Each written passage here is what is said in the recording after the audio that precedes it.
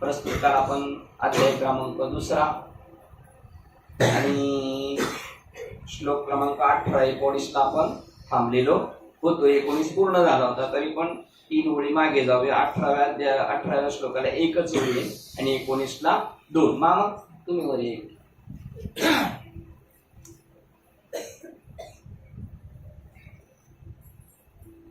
आणि अर्जुना, शरीर म्हणून जेवढे आहे तेवढे सर्वच्या सर्व स्वभावताच नाशिवंत आहे. याकरता तू युद्ध कर. या ठिकाणी युद्ध करण्याविषयी देवाने विधी केला नाही, फक्त अर्जुनाला युद्ध प्रवृत्तीस अनुमती दिली एवढे. शरीर नाश काय दोन्ही बाजूने सांगितलं, शरीर नाश पावणारच आहे, त्यामुळे तू लढाई करायला काय हरकत नाही. का क्षत्रिय आहेस, तू युद्धभूमीवर आलेला आहेस आणि समोरासमोर येऊन आता पाठी चाललाय, हे बरोबर नाही. तुला क्षत्रियाला युद्ध करणं गरजेचं आहे आणि तू आता युद्ध करायला हवंयस. का शरीर जरी नाही युद्धात गेलं तरी नंतर जाणार आहे ना. आत्मा मात्र येत पण नाही आणि जात पण नाही. या आणि श्लोक क्रमांक 19 होता, त्याच्या खालच्या 2 ओळी. तू देहाचा अभिमान धरून या शरीरावर दृष्टी ठेवून मी अर्जुन मारणारा आणि हे कौरव मरणारे हे म्हणत आहेस. सगळ्यांची दृष्टी कशावर आहे? मग कशावर प्रश्न पडला पाहिजे ना आपल्याला. अर्जुना, तू देहाचा अभिमान धरून या शरीरावर दृष्टी ठेवून मग कशावर ठेवणार आहे? आणि शरीराचा अभिमान नाही धरणार तर कशाचा धरणार आहे? कारण त्याला दुसरं ज्ञान नाही. आता अज्ञानात आहे अर्जुन सध्या. म्हणून तो शरीराला स्वतःला म्हणतो मी आहे आणि शरीरावर दृष्टी ठेवून इकडून म्हणतो मी यांना मारणारा आणि ते मरणारे. तरी पण अर्जुना, यातील खरा तत्वार्थ तुला कळत नाही. जर यथार्थ विचार करशील तर तू मारणारा नव्हेस व ते मरणारे नव्हे. असं काल आपण इथपर्यंत आलो होतो. आता 21 नंबरच्या श्लोक पर्यंत जातोय. 20-21 एकत्र आहे. हा आत्मा केव्हाही उत्पन्न होत नाही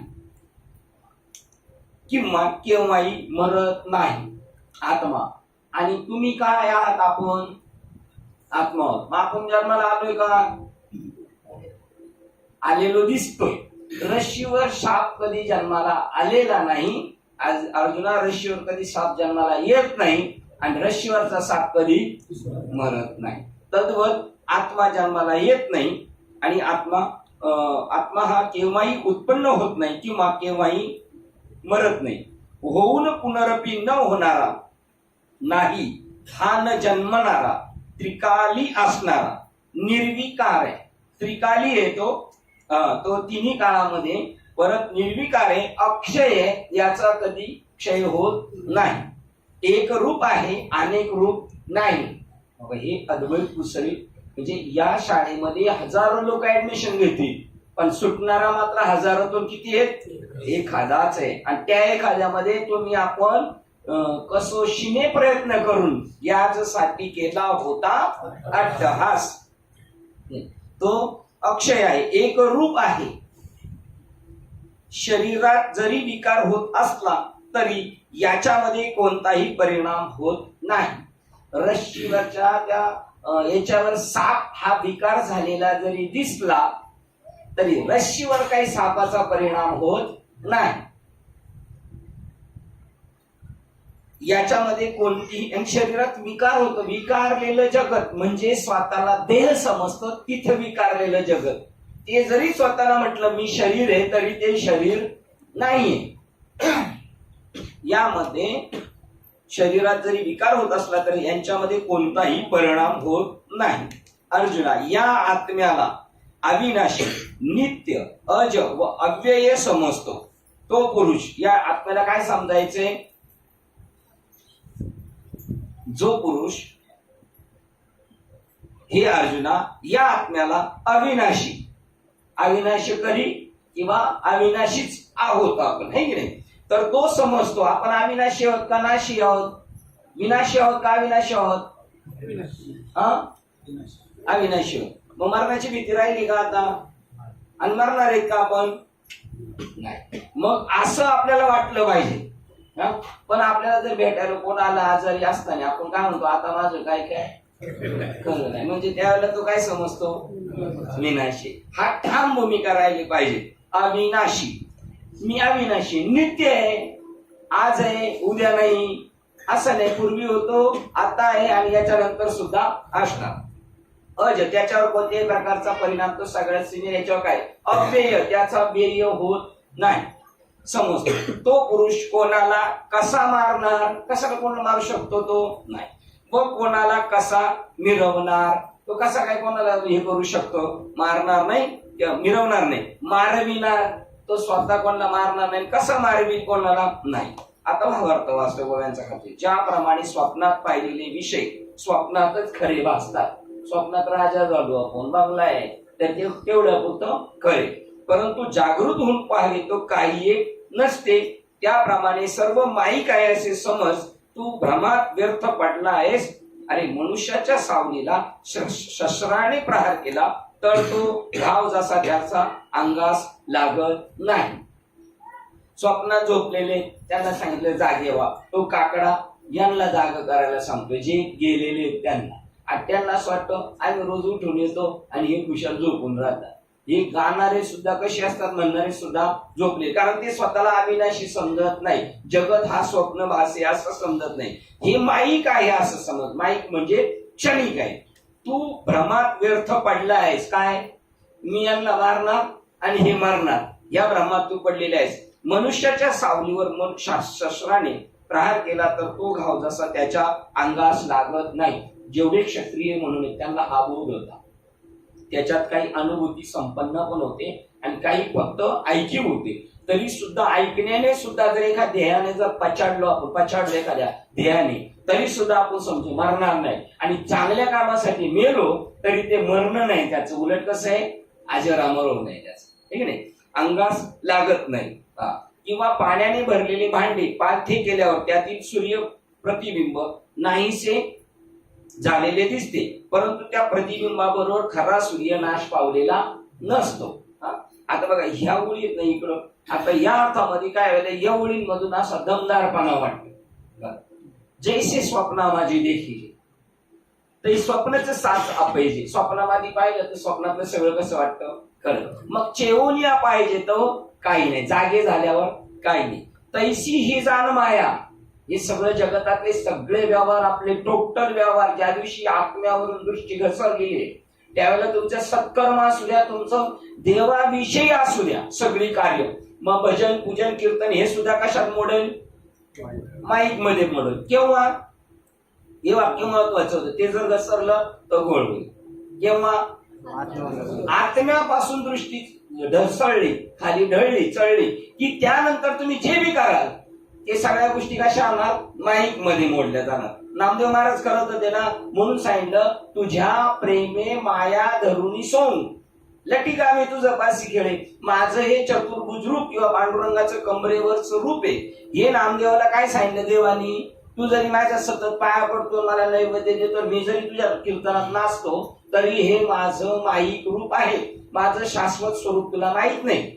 आणि अर्जुन सुद्धा काय म्हणतोय 11व्या 47, 48, 49 नंबरच्या श्लोक मध्ये, जेव्हा विश्वरूपाचं दर्शन त्याला करून दिलं त्यावेळेला तो काय म्हणतोय की मला हे नको, हे भीती वाटते मला विश्वरूप, हे आवून घे, तुझं चतुर्भुज रूपच मला बरं वाटतंय. तेव्हा देव काय म्हणले, अरे अडाण्या, अंग सोडून पुढं पडछाईला आलिंगन देतोस तू, माझ्या खऱ्या स्वरूपाला तू जाणतच नाही. हे माझं खरं स्वरूप नाहीये, हे विश्वरूप आहे, हे माझं खरं, याच्यातून रामकृष्णाधिक रूप येतात आणि जातात, ते माझं खरं स्वरूप आहे. मग परमात्म्याशी जरी प्रत्यक्ष नामदेव महाराज बोलत होते तरी परमात्म्याशी बोलत होते का माईक स्वरूपाशी बोलत होते? हा, म्हणून तुम्ही आपण जरी वाटलं आपल्याला भक्ती करतोय तरी ती भक्ती नाही होत.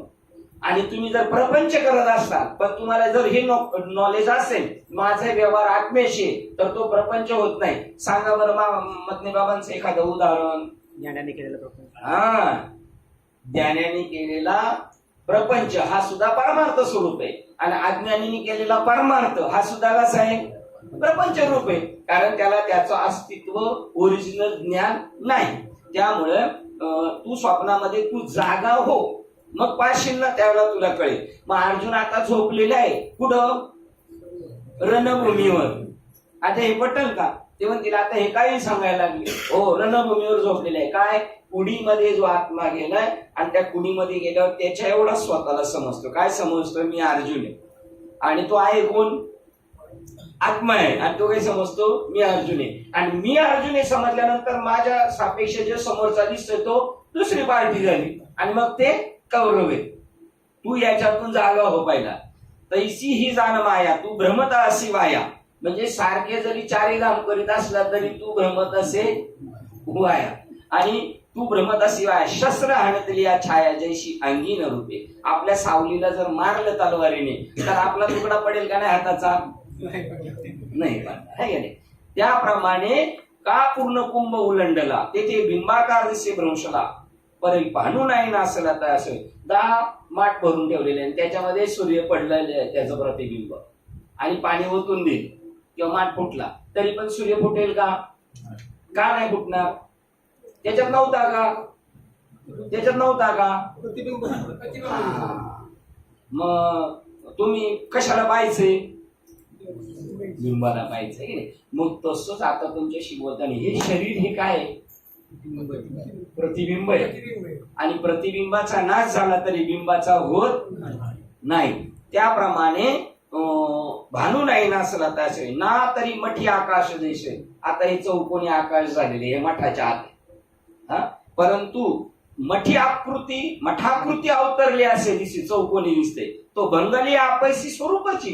जर या भिंती पडल्या तर ते आकाशाशी एक जीव आहे. तसा आत्मा या शरीरात असला तरी त्याच्याशी एक जीव आहे. आता ह्या पोकळी त्या पोकळीला सोडून नये का धरून नये? विश्वनाथ महाराज, बाहेरची पोकळी ही पोकळी या भिंतींमुळे धरून नये का सोडू नये? मी फसवतोय तुम्हाला?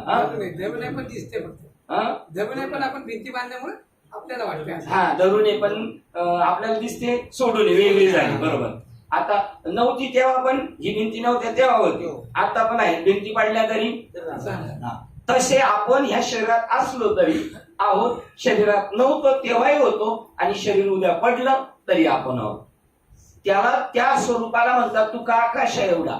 मग मी लगेच कलाकार पेंटर लगेच पेन घेऊन बसलो, कॅलेंडर बनवलं, जमिनीला पाय तुकाराम महाराजांचे आणि डोकं आकाश. असे आहेत का? मग याला बाबांचं किती उत्तर आहे? तुमच्या नाकातला आकाश, प्रकाश आणि वायू. आता आकाश माहिती आहे की नाही, आणि वायू बी माहिती. प्रकाश म्हणजे काय? प्रकाश म्हणजे ज्ञान, आत्मा. हे तुमच्या पुरतं नाही तर जगभर आहे, ठीक आहे. ऐसा ज्ञान प्रकाश आहे, ठीक आहे ना. तरी त्याप्रमाणे ते भंगले आपैसी स्वरूपच शरीर. त्याच्यासाठी मैतीला मडकी ठेवलेली. मडकं फुटलं तरी मडक्यातलं आपलं आकाश फुटलं का? तसा आता ज्याला अग्नी डाग द्यायचा, ज्याला पेटवायचं, तो सामनावर असलेला काका नाना आमचा काय झालेला आहे? मेला का व्यापक झाला? हा, व्यापक झाला. आता ही आपली समज आहे, पण त्याची जर वासना असेल तर ते कुठेतरी जाऊन गुंतून पडणार आहे. पण खऱ्या अर्थाने तो त्याला फक्त जाणीव झाली पाहिजे, मी माठ नाही, मी आकाश आहे, मी शरीर नाही, मी आत्मा आहे. आणि हे काम कोणाचं आहे? त्या लोकांना हे कळालं पाहिजे, मी शरीर नाही, मी आत्मा आहे हे कोण कळून देणार आहे आपल्याला? हा? सद्गुरू. सद्गुरू कळून देणार का नाही? मग ही काम त्यांचं आहे, ते त्यांच्या कामावर गैरहजर असले तर नुकसान कोणाचं आहे? आपलं आहे. आपलं नुकसान करतात का फायदा करतायत? मग ते लोक ज्यांना गुरु म्हणून डोक्यावर घेतले ते नुकसान करतात. बरं आपण पैसे देऊन त्यांना म्हणतो आमचं नुकसान करा तुम्ही, आम्ही राहू तुमच्याकडे येतो, आहे का नाही? तैसे शरीराच्या लोपी, बघा हे दृष्टांत देऊन, तैसे शरीराच्या लोपी सर्वता नाशूनही स्वरूपी. शरीर मठाचा नाश झाला तरी आकाशाचा नाश नाही, मडक्याचा नाश झाला तरी सूर्याचा नाश नाही, आणि सावलीला मारलं तरी आपल्याला लागत नाही. तद्वत. आणि हे जेव्हा तुम्ही समजताय, मठ पडला कुठला म्हणजे माणूस मेला, सूर्य पाणी आटून गेलं किंवा सांडलं का सूर्य गायब झाला, आणि आपल्या सावलीला मारलं म्हणजे आपल्याला लागतंय असं म्हणणं म्हणजे स्वप्ना माझे देखीजे ते स्वप्नाची साथ झाली. मग जेवून या पाहिजे तू, जेव्हा याच्यातून बाहेर येशील, आणि याच्यातून बाहेर आणायचं बाबाचं काम आहे की नाही? तैसे त्याप्रमाणे आता सिद्धांत आहे, तैसे शरीराच्या लोपी, शरीर नाश पावलं तरी सर्वता नाशूनही स्वरूपी. म्हणून तू हे निरोपी भ्रांती बापा. निरोपी म्हणजे हे तुझं रडणं, हे तुझं जे बोलणं चाललंय याला स्टॉप कर, याला थांबव आता, त्या गप्पा मारू नकोस. आता त्याच्यापुढे एका श्लोकावर एकच ओळ आहे, 22 नंबरचा श्लोक. त्याचं 22 नंबरच्या श्लोकाचा अर्थ वाचूया आपण. 22 नंबरचा श्लोक. ज्याप्रमाणे पुरुष जुनी वस्त्रे टाकून दुसरी नवीन वस्त्रे घेतो, त्याप्रमाणे देहवान आत्मा जीर्ण निर्बल झालेली शरीरे सोडून दुसरी नवीन शरीरे घेतो, नव्या शरीरात जातो. जुनी कपडे टाकून देतो, नवीन घालतो, तेव्हा जुनी कपडे टाकण्याचा काही दुःख वाटतं का आपल्याला? नाही. तसं मारायच्या वेळेला आपल्याला असं वाटलं पाहिजे, अरे कशाला रडता, मी तरी कशाला का, आता मी नवी कपडे घालणार आहे, चाललो मी नवी कपडे आणायला, असं म्हणायचं ना जाताना, हे की नाही? जैसी जीर्ण वस्त्र सांडीजे मग नूतन वेळीजे, तैसे देहांतरा ते स्वीकारीजे चैतन्य नाते. मनुष्य जसं नवीन कपडे घालतो, जुने टाकून देतो, पण माणूस तोच राहतो ना. नवीन कपडे घातली काय, जुने काढून टाकली काय, तो माणूस आहे तो. तसाच आत्म्यावर त्या शरीरांची आवरण येत राहतात, तो शरीर टाकतो, दुसऱ्या शरीरात जातो. श्लोक क्रमांक 23 आणि 24 एकत्र आलेले तो वाचला. या आत्म्याला शस्त्रे तोडीत नाही, अग्नी जाळीत नाही, पाणी कुजवीत नाही, व याला वायू सुटवीत नाही. हा तोडला, जाळला, कुजवला, सुकवता येण्यासारखा नाही, म्हणून हा नित्य आहे, त्यामुळे सर्व व्यापक आहे, झाडाच्या खोडाप्रमाणे स्थिर आहे, अचल आहे, म्हणून तो चिरकाली आहे. तसाच याचा कशानेही नाश होत नाही, म्हणून तो नित्य आहे, तो सर्व व्यापक आहे, संकुचित नाहीये. आता अवयवांचा अर्थ वाचतो. निरव अवयव, हा अनादि नित्य सिद्ध. बघा, हा निरवयव असल्यामुळे हा आत्मा जन्मरहित असून नित्य स्वतः सिद्ध, वस्तुता उपाधिरहित व अत्यंत शुद्ध आहे. याला अवयव नाही, आणि जरी अवयव असले तर ते अवयव कशाचे? आत्म्याचेच. हा हात बी कशाचा आहे? हा हात बी आत्माच आहे. हा, पण अजून हात माझा आहे म्हणतोय ना, म्हणून तुला म्हणायचा हा तुझा नाही, हा देह नाशिवंत. पण ज्या दिवशी तुला कळेल हे निर अवयव आहे, आत्मा अवयव रहित आहे, आणि तो आत्मा अव्यक्त निराकार नाही जे आकार, आणि तो जे चराचर आहे आणि हरिसी गोजे तो त्याला एकनिष्ठ आहे. निरवयव असल्यामुळे हा आत्मा जन्मरहित असून नित्य, त्याला अवयवच नाही, त्यामुळे त्याला जन्म नाही, आणि नित्य असून स्वतः सिद्ध, वस्तुता उपाधिरहित अत्यंत आहे, शुद्ध आहे, उपाधिरहित आहे. आणि हे देवाचं स्वरूप आहे. उपाधी वेगळे, तुम्ही निर्विकार, तुम्ही असे आहेत ना, आम्हाला पण तैसे माझं करून ठेवा नारायण, असं मला पण तसंच करून ठेवा. म्हणून याचा शस्त्राधिकांनी सुद्धा घात होत नाही, त्याला आकार नसल्यामुळे त्याला वार होत नाही. हा प्रलय काळाच्या पाण्याने बुडत नाही. किती मोठं जरी जल, काय म्हणतात त्याला, अब्रह्मापर्यंत जरी जल झालं, जेव्हा जगाचा नाश होतो तेव्हा लय पाऊस पडतो, सगळं गाडून जातं, हिमालय वगैरे आकाशापर्यंत पाणी पोचल्यासारखं दिसतं, त्यावेळेला सुद्धा त्याचं काही नुकसान, हा प्रलय काळाच्या पाण्याने बुडत नाही व अग्नीने जळणे संभवनीय नाही. तसेच वायूचा महाशोषण शक्ती प्रवाहही येथे चालत नाही. आत्म्याला शोषू शकत नाही, कारण माझ्यापासून झालेलं जग मला काही करू शकत नाही. मी त्यांचा उत्पन्न करताय. तसेच म्हणून अर्जुना, हा आत्मा नित्य, क्रियारहित व शाश्वत असून सर्व ठिकाणी सदा स्वयंप्रकाश व परिपूर्ण व्यापक रूपाने भरला आहे. तुमच्या आपल्या हृदयातला आत्मा नित्य, क्रियारहित, शाश्वत व सर्व ठिकाणी सदा, आता इथे कोणत्याही क्षणाला आपण कुठे आहोत, आणि परिपूर्ण व्यापक रूपाने भरला आहे. आपण कंटिन्यू कुठे पण आहे, पण आपण स्वतःला काय समजतोय? शरीर समजतो. त्या म्हणावं लागेल भटवडीने. बघा, हा अनादि नित्य सिद्ध निरुपाधी विशुद्ध, हा अनादि आहे, नित्य सिद्ध आहे. त्याला कधीतरी असं मंत्र उच्चार करून जसं देवाला सिद्ध करतात तसा तो नाही मूर्तीमध्ये. निरुपाधी, त्याला उपाधी नाही. तो विशुद्ध आहे, त्याला कोणत्याही प्रकारचा डाग लागलेला नाही. म्हणून शस्त्राधिकी छेदून न घडे. हा प्रलय काळाने नालपेरे अग्निदहान संभवे येत महाशोषून प्रभवे मारुताचा. तो वारा त्याला चुकवू शकत नाही, वाहून नेऊ शकत नाही. असा अर्जुन हा नित्यू, अचळू, याचा कधी पतन होत नाही. हा शाश्वत, सर्वत्र आहे, सदोदिते, परिपूर्ण. तो आत्मा आपण. आत्मा कसा आहे? सदोदिते, परिपूर्ण आहे, नित्य आहे, असा आपला बोध आहे. आणि याला म्हणतात, हे कळणं, याला म्हणायचं बोध झाला. कोणी दिला? साधूंनी दिलेला बोध झाला. आणि आता तो न उरून गेला, न दिसता तो दिसतो. श्लोक क्रमांक किती वाचायचा आता? 25 वाचायचा. हा आत्मा अव्यक्त आहे, अचिंत्य आहे. आता आपण व्यक्त आहोत का अव्यक्त आहोत का? व्यक्त आहोत. आता आपण कसे आहोत? हा, म्हणजे दिसतोय. हे कसं काय? माया आहे, स्वप्न आहे. हे सगळं वेगळं दिसतंय. स्वप्न आहे, 100% स्वप्न. पण पटत नाही आपल्याला. का पटत नाही? झोप येते, अज्ञानाच्या झोप येते. म्हणून आता आपण एकटे झोप येते का?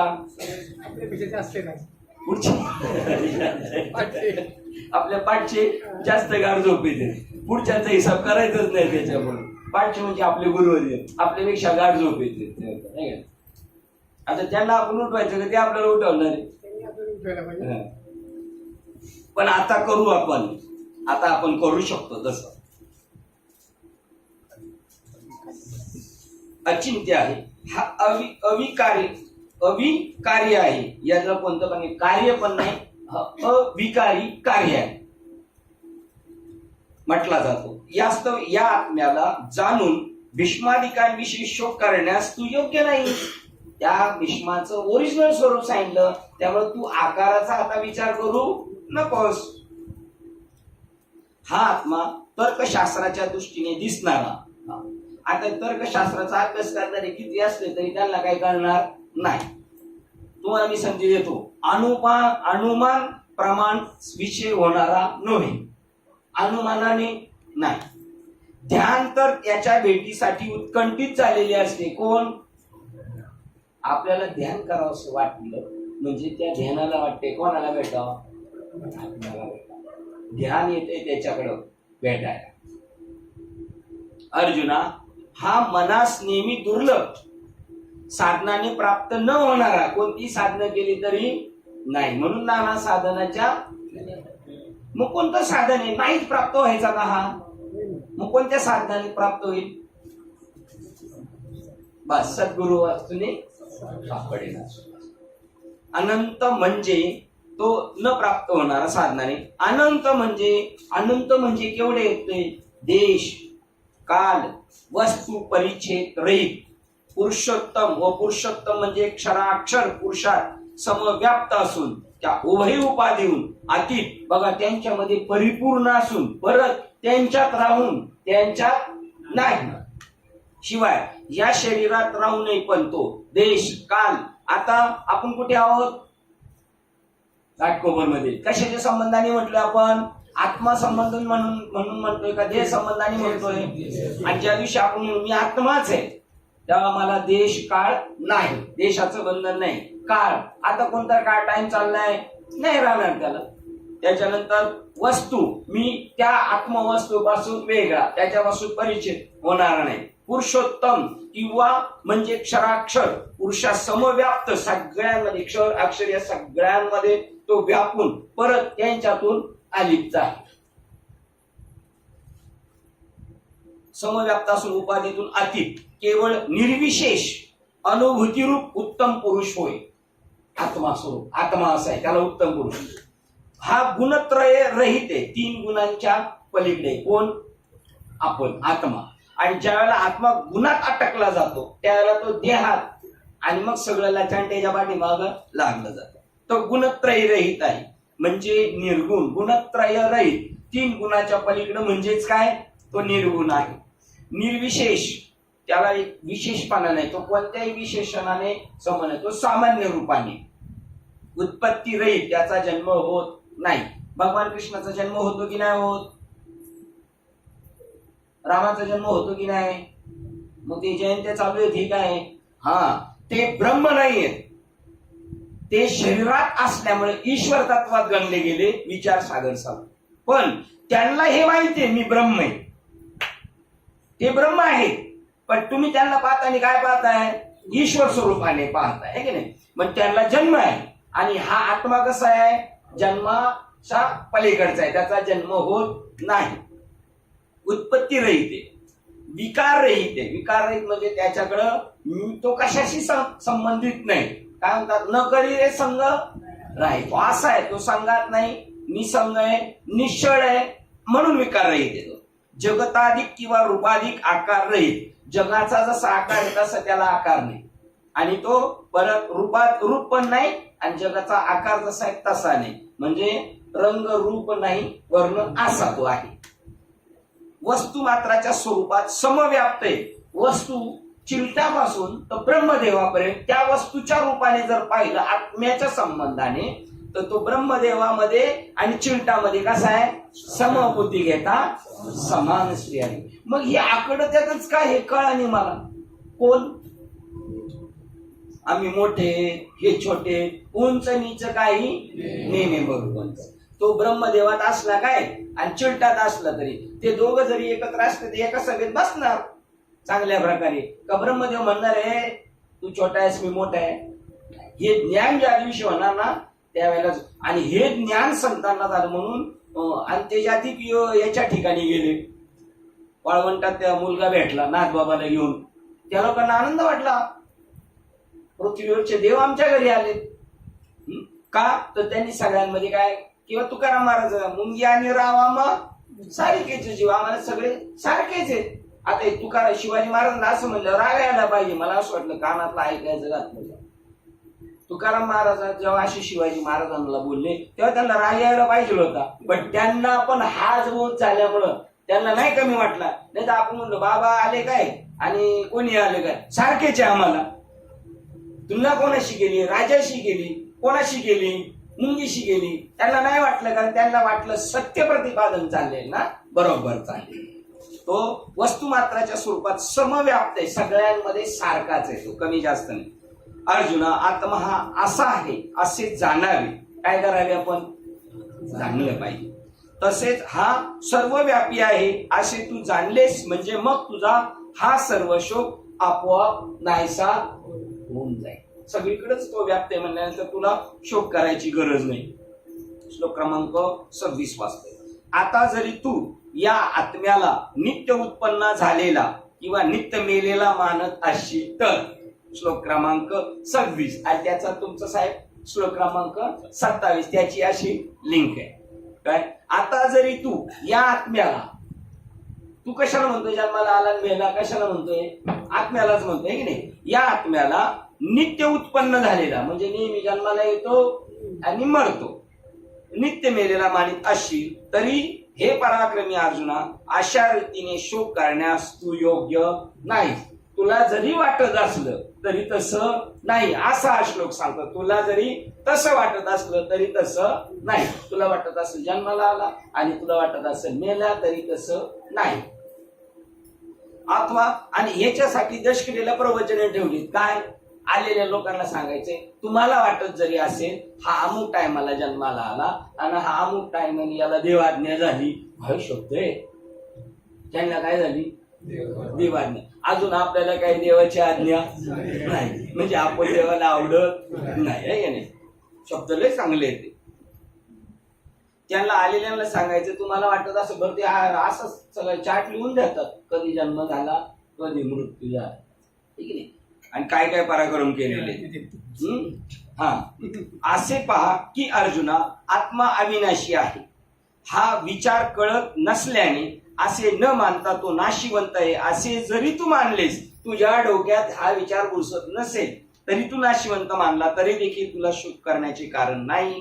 कारण गंगेच्या पाण्याचा ओघ ज्याप्रमाणे अविच्छिन्न आहे त्याप्रमाणे उत्पत्ती स्थिती आणि लय याचा क्रम प्रवाह अखंड आहे. या तिन्ही अवस्थेत आत्मा अखंड नित्य आहे. उपजन तो मरतो तो जन्माला आलेला असं जरी दिसलं तरी असं होत नाही, ती अखंड धारा आहे. आपण नदीच्या कडेला उभे राहिलो तर आपल्याला असं वाटतं पाणी मगाच पासून पाणी तेच आहे, पण तेच पाणी आहे का. तुम्ही गेलेलं पाणी खाली गेलं किती लांब गेलेलं आहे नाही, म्हणजे पण चालू मात्र लिंक कशी दिसते तशी. जशी कुंभार मटकी बनवतो तसं ते आकाश नित्य स्थित आहे सगळं. तो काय करतो फक्त त्याला आवरण देतो, त्याला आत घेतो, आवरण देतो आत घेतो, त्याचा वापर घेतो, आणि जरी फुटलं तरी ते तिथं नित्य येते तसंच आहे तसं. मग तू जरी म्हटला हा मेला तरी हा मेलेला नाही, आणि जरी तू म्हणत असेल मेला तरी हे चालूच राहणार आहे नेहमी. त्यामुळे मग तुला काही शोक करायची कारण नाही. हा क्रम प्रवाह अखंड याप्रमाणे उत्पत्ती स्थिती लय याचा क्रम प्रवाही अखंडच आहे. हे देवाने स्वीकारले का काय तो स्वीकारित नाही म्हणून त्याच्याकडे उतरवण्यासाठी वाक्य देवाने स्वीकारलं नाही, त्याला समजून तो मान्य करीत नाही ना म्हणून तू असं म्हणला ना तरी असं राहणारच आहे. म्हणजे तुला काय हे करायचंय तसं होत नाही असं म्हणणं आहे. पण तू म्हणतोय ना तर तू म्हणतोय म्हणून मी असं म्हणतो, असं जरी असलं तरी ते असं राहणारच आहे. ते गंगेचे पाणी उगमाच्या ठिकाणी खंड पावलेले नसते, त्याचा सारखा मिळतच असतं, ते चालूच असतं. हे अशा प्रकारचं चालूच असतं. आता समजा उदाहरणार्थ आता पाणी दिसत नाही, वाफ झालेले, तर ते पाणी कुठे आहे येडागामध्ये आहे, परंतु ते नाश पावले का नाही. तसा आता त्यामुळेच म्हणतात देवाज्ञा झाली किंवा साधं वाक्य असतं तर ढगात गेलाय, कोण ढगात गेलाय. हा जो आकारात होता तो आता कुठे गेलाय, पाणी ढगात गेलेले नाही का नाही, आणि ढगातून परत तो खाली येणार. हे असंच करत बघा आता हे कशी जीवदशा होते. पाण्याच्या रूपाने तो जमिनीत पडतो, मग तिथं त्याला बीज भाव भेटतो.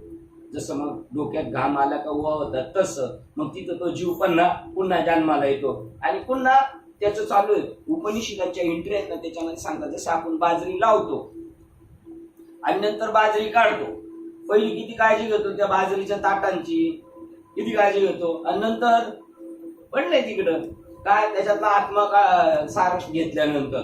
तसंच ह्या जगाचं आहे का म्हणले, जसं पहिलं लावायचं सांभाळायचं आणि नंतर नेऊन त्याला पेटून द्यायचं, हा नित्यक्रम आहे.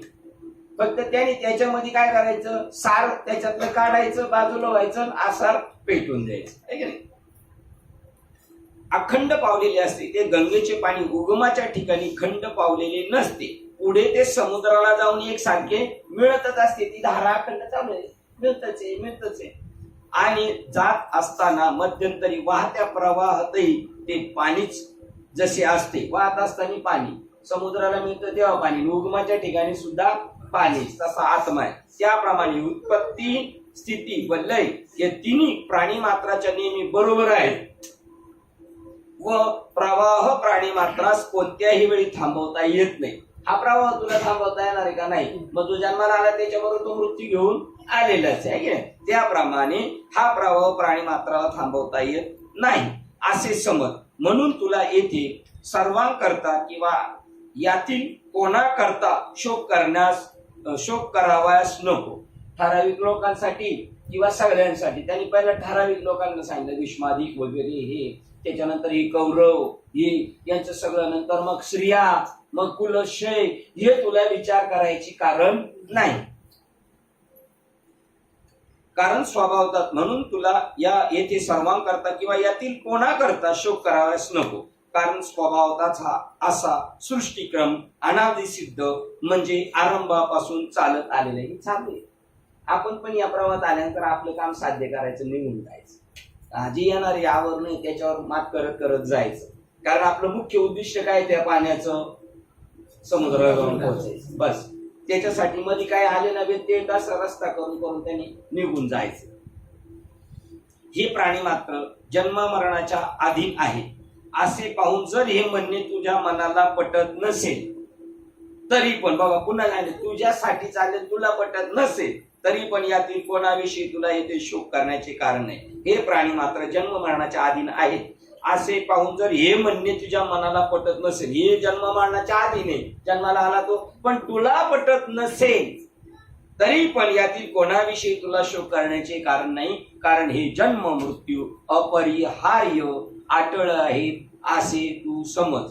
काय ओळी इकडचे किती नंबरचा होती ती ओळ, 58 क्रमांकाची होती ना. तरी येथ काही तुझं शोकाशी कारण नाही, हे जन्म मृत्यू पाही अपरिहर, हे सारखं चालूच राहणार आहे. त्याला म्हणतो ना आपण उपज येते नासे नासे ते. काय आवाज कमी येत होता. अच्छा,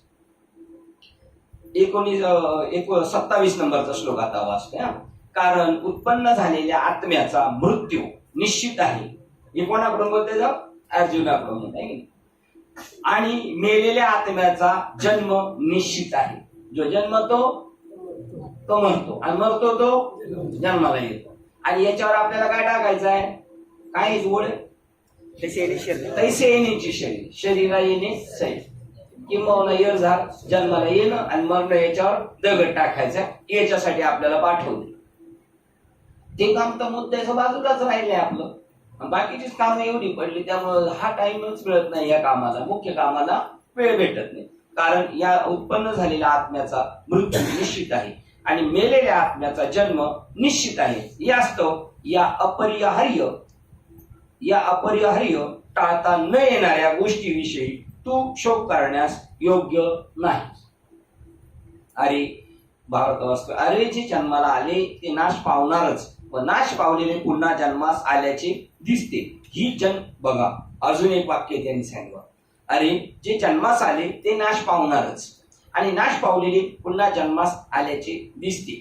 काय वाटतं तुम्हाला याच्यामध्ये, काही असं ऑब्जेक्शन ब्लॉड दिसते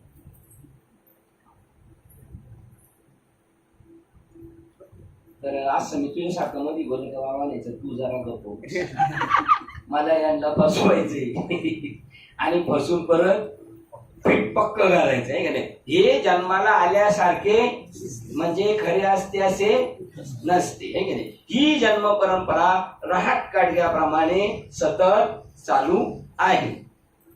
अथवा सूर्याच्या उदयास्ता ज्याप्रमाणे आपोआप निरंतर होत जात असतात त्याप्रमाणे या जगात हे जन्म मरण कोणालाही अनिवार्य टळत नाही. आता मी तुम्हाला विचारतो, सूर्य उगवतो मावत ही गोष्ट खरी का खोटी? खोटी.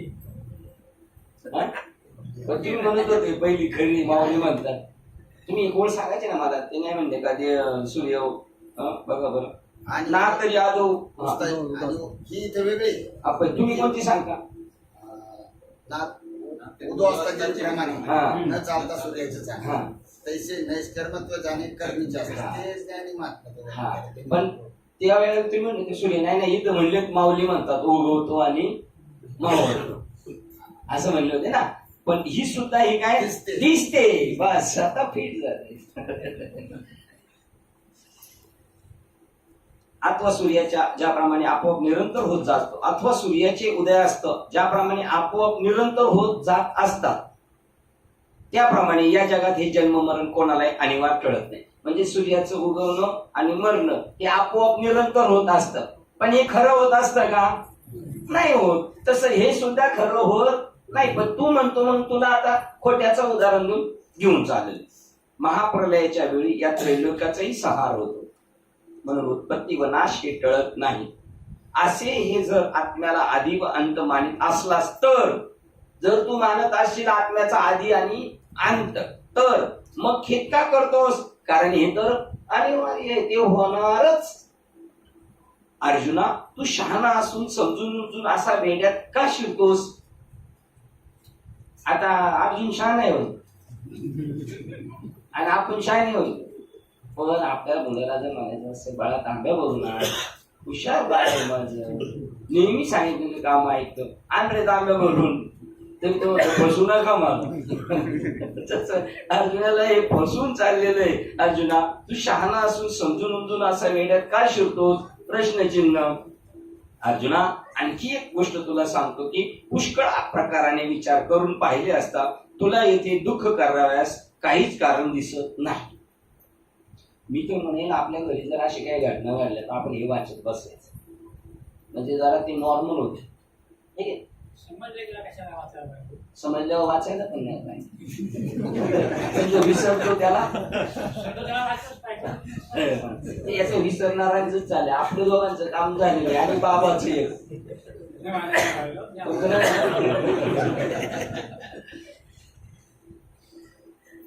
म्हणजे तुम्हाला वाचायला गेले पुष्कळ वेळा वाटले. पाहिले असता तुला इथे दुःख कराव्यास काहीच कारण दिसत नाही. श्लोक क्रमांक 28 वाजता. हे अर्जुना, भूते उत्पत्तीच्या पूर्वी अव्यक्त असतात, ती शरीर इंद्रिय रूपाने दिसत नाही. बघा, कधी अव्यक्त असतात तेव्हा आपण या वातावरणात पहिले होतो पण अव्यक्त रूपात होतो म्हणून दिसत नव्हतं. उत्पत्तीनंतर मरणापर्यंत जी मध्य अवस्था, त्यात शरीर इंद्रिय रूपाने ती व्यक्त असतात. कोण? भूते. निधनानंतर ती पुन्हा अव्यक्त होताना दिसत नाही. निधनानंतर ती पुन्हा अव्यक्त होतात म्हणून दिसत नाही. मग त्याविषयी शोक काय करायचा आहे? काहीच करायचे नाही. पहिला अव्यक्त होता तेव्हा दिसत नव्हता, मधल्या काळात जन्माला आला, दिसायला लागला, आणि आता परत संपला, पण दिसायला नाही, पण आहे, दिसत नाही पण असत आहे. मग काय शोक करायचा? हा काय इथंच आहे, फक्त तो आपल्याशी बोलत नाही. आणि जर तो बोललाच समजा तर आपण घाबरून पळून जाऊ. नाही.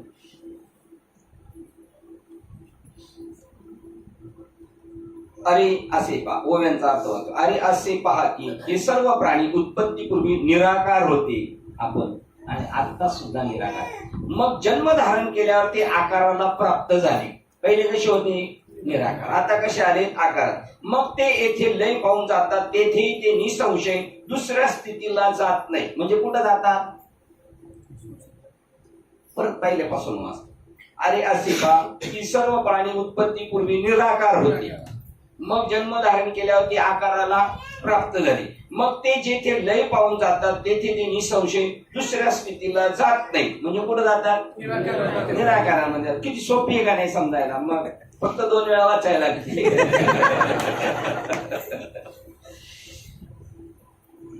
साहेब पटते का नाही असं?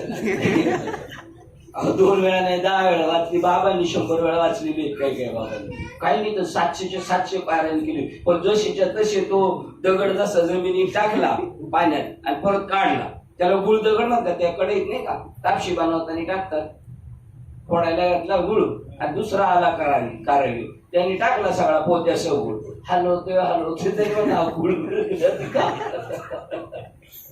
जशी आपण किती दिवस चालले आपला पार मारतो, पाण्यातली माळ आहे, मैत्रीला नसली तर परत डबल घालू, पण त्या गुळटाकडावर काही परिणाम नाही. कारण ती पण प्रारब्धात असावं लागतं. आपल्या प्रारब्धात होत, नाही तर एरवी हे शक्यच नाही. तर पूर्वीच्या मग ते निसंशय दुसऱ्या स्थितीला जात नाही, तर पूर्वीच्या आपल्या अव्यक्त स्थितीलाच प्राप्त होतात. मग काय रडायचं कारण आहे? आजूबाजू गेले आपले, कोणी गेले तरी काय रडायचं? हे आपले फिट झाले का आपल्याही रडायला? कदाचित येणार त्यांनी आपल्यासाठी जे चांगली कामं केली त्याच्यामुळं, पण आपल्याला असं वाटणार की काय मेहनत काय. म्हणून प्रत्येकाच्या पुढे जन्माला आल्यावर चिरंजीव लिहिलेले कळवण्यास अत्यंत आनंद होतो. आम्हाला पुत्ररत्नाचा प्राप्त नाव झाला, त्याचं चिरंजीवाचं नाव ठेवायचं. आणि नंतर ऍक्सिडेंट केला, आळेपाट्याला गेला, मोठी गाडी 2 प्रॉब्लेम मिळाला, कळवण्यास अत्यंत दुःख होतो, चिरंजीव मिळाला. काय बोलतो त्याच्यात तरी कळतं का? चिरंजीव म्हणजे काय? न मारणारा माणूस, हे की नाही? आता मध्यंतरी आता मध्यंतरी जन्म मृत्यू या दोन अवस्थांमध्ये जे दुसरे व्यक्त प्रत्यक्ष गोचर झालेला आकार हा निजलेल्या मनुष्याला ज्याप्रमाणे स्वप्न दिसते त्याप्रमाणे होय, हा तसा जगदाकार मायेच्या योगाने सत्य ब्रह्मस्वरूप अधिष्ठानावर भासतो. हे आता डायरेक्ट गौडपंकाल ओपन करून टाकलेले. मधल्या स्थितीत पहिला कुठे गेला होता तो अव्यक्तात होता, मेल्यावर कुठे गेला अव्यक्तात, आणि आता मध्ये दिसतोय त्याची हिस्ट्री चालू आहे. तो व्यक्त प्रत्यक्ष गोचर इथं दिले. आता मध्यंतरी जन्म मृत्यू या अवस्थांमध्ये जसा मध्यांतर होतो का नाही पिक्चर मध्ये, त्याच्यासाठी ते मकीचे खायला आहे का नाही तसा मधला गाडी आपला आहे का नाही. व्यक्त प्रत्यक्ष गोचर झालेला आकार हा दिसतोय, प्रत्यक्ष डोळ्याला दिसतोय. पण हा कसला आकार आहे? नाही, आता पडदाच तोडून टाकला त्यांनी. बाहुली केली, बाहुली चंदनाची. आता ती काय दिसते आपल्याला? बाहुली आहे का चंदन आहे? पण आपण काय म्हणतो? बाहुली घे. आपण कधी बापदांना म्हणलो का चंदन घे म्हणून? ती चंदनाची म्हटलोच तर चंदनाची बाहुली घे. म्हणजे त्या चंदनाचे हात पाय ही चंदन, तिच्या पायाकडून उघडलं तरी कोण आहे, आणि डोक्याकडून उघडलं तरी चंदनाचे. तसा निजला हा आकार जो आहे तो ब्रह्मस्वरूपा निजलेल्या मनुष्याला ज्याप्रमाणे स्वप्न दिसते त्याप्रमाणे तसाच हा जगदाकार मायेच्या योगाने सत्य ब्रह्मस्वरूप अधिष्ठानावर भासतो का असतो? भासतो. चंदनाची बाहुली ही जशी भासते, नाही तर ऑलरेडी ती काय आहे? चंदने. तसा हा माणूस दिसतो, माणूसपणाची भाम, लौकिक बाहू असं. किंवा वायूचा पाण्याला स्पर्श झाल्याबरोबर जल जसे लाटाच्या आकाराने भासते, किंवा दुसऱ्याच्या इच्छेने सुवर्णाच्या ठिकाणी अलंकाराचा आकार व्यक्त होतो. त्या सोन्याच्या विटेने ठरवलं नव्हतं मला अंगठी व्हायचं, कानातलं व्हायचं, गळ्यातलं व्हायचं नव्हतं, पण तो कोणी आकार दिलाय? सोना. आणि इकडं लाटेला आकार कोणामुळे आलाय? वायूमुळे. तसा त्याप्रमाणे सर्व साकार जगत, व्यक्त जगत माया कार्य म्हणजे कंसात मिथ्या अनिर्वचनीय उत्पन्न झालेली आहे असे समज. जसा आकाशात मेघाचा पडदा भासतो ते कसे? उत्तर, अरे जे मुळात नाही त्याबद्दल तू रडतोस त्याला काय म्हणावे? म्हणजे हे मुळात भीष्माचार्य हे आकाराचे आहेत ते त्याच्यासाठी दासबोधाचे वाक्य जे झालेच नाही काही, त्याची वार्ता पुसशी काही, तथापि सांगू जेणे काही संशय निघे. आत्मजन्माला येत नाही, मरत नाही ही सांगण्यासाठी एवढा विस्तार करावा लागेल, हे कळण्यासाठी. प्रपंच एक झाला होता ही वार्ता समोर मिथ्या, पुढे होईल मागवता येतो कल्पांती घडेल. पाठ करून ठेवायच्या पक्के आहे, तर त्याच्याशी कधी तसं एक रूप व्हायचं नाही, पाठ करायचं. लाटांच्या आकाराने भासते व दुसऱ्याच्या इच्छेने सुवर्णाच्या ठिकाणी अलंकाराचा आकार व्यक्त होतो. आता ती आपल्याकडे ज्ञानेश्वर यथार्थ त्याच्यामध्ये काय दिलेले? अलंकाराचा सुवर्णाच्या ठिकाणी माणसाचा आकार व्यक्त होतो त्यांनी सांगितलं. आणि पाहणारा काय म्हणतो? सोन्याचा काय आहे तो? माणूस आहे. पण सोनं आहे असं समजत नाही. तर तो आकार कोणी दिलाय? तिसऱ्याने दिलेला आहे. तो तिसऱ्याने कोणी दिलेला आहे? यांनीच दिलेला आहे. याला गरमत नाही आणि याने लावलं आपल्याला कामाला, आणि मग आपण झालो चिडाचिडी करायला लागलो इकडं. त्याप्रमाणे सर्व साकार जगत माया कार्य म्हणजे मिथ्या अनिर्वचनीय उत्पन्न झालेले आहे असे समज. म्हणून शरीर कसं आहे? मिथ्या आहे. मृगजळ जसं मिथ्या आहे तसं शरीर मिथ्या आहे, पण ज्याच्यावर दिसतंय ते आत्मा मात्र सत्य आहे. जसा आकाशात मेघाचा पडदा असतो तसे. जसे अरे जे मुळातच नाही त्याबद्दल तू रडतोस, याला काय म्हणावे? तर नित्य असे जे ब्रह्मचैतन्य त्याच्याकडे लक्ष दे. आत्म्याकडे लक्ष दे. आत्म्याकडे लक्ष दिलं, सोन्याकडे लक्ष दिलं नंतर आकार कुठला तुटला असं तू म्हणणार नाही. त्याची आत्मत्वाने ज्ञान संपादन करून पुढे गेलो. नित्य असे आहे ते ब्रह्मचैतन्य त्याच्याकडे लक्ष दे, त्याचे आत्मत्वाने ज्ञान संपादन करून घे. आत्मस्वरूपाने त्याचं ज्ञान करून घे. साधूंना त्या ब्रह्माची आवड, तीव्र जिज्ञासा उत्पन्न झाल्याबरोबर, ती कळून घ्यायची आवड निर्माण झाल्याबरोबर त्यांनी इकडचं सोडून त्याचा पिछा पुरवला. हे मला कसं कळेल? साधूंना त्या ब्रह्माची आवड, तीव्र जिज्ञासा उत्पन्न झाल्याबरोबर विषय त्या संतांना सोडून जातात आणि ज्या ब्रह्माची आत्मत्वाने प्राप्ती होण्याकरता वैराग्य संपन्न अधिकारी वनवासी होतात आणि त्या ब्रह्मप्राप्तीकडे दृष्टी ठेवून श्रेष्ठ मुनी ब्रह्मचर्यादी व्रते व तपे आचरण करतात. हे सगळं कशासाठी चालले त्यांचं? तो पुरा नाही झालेला बाबा. जर डोंगरात जाऊन असलं तर काही तो ज्ञानी नाही, ज्ञान मिळवण्यासाठी गेलाय. आणि आपण काय म्हणलो, अरे ते डोंगरातून बाहेर आले ऋषी, म्हणून त्यांना राग येतो. तुम्हाला सोडून गेलो ते प्राप्त करायला, तरी आम्हाला प्राप्त नाही झालं, तरी तुम्ही आम्हाला सत्वायला येते, म्हणजे तुम्ही आम्हाला चिडवायला येते का?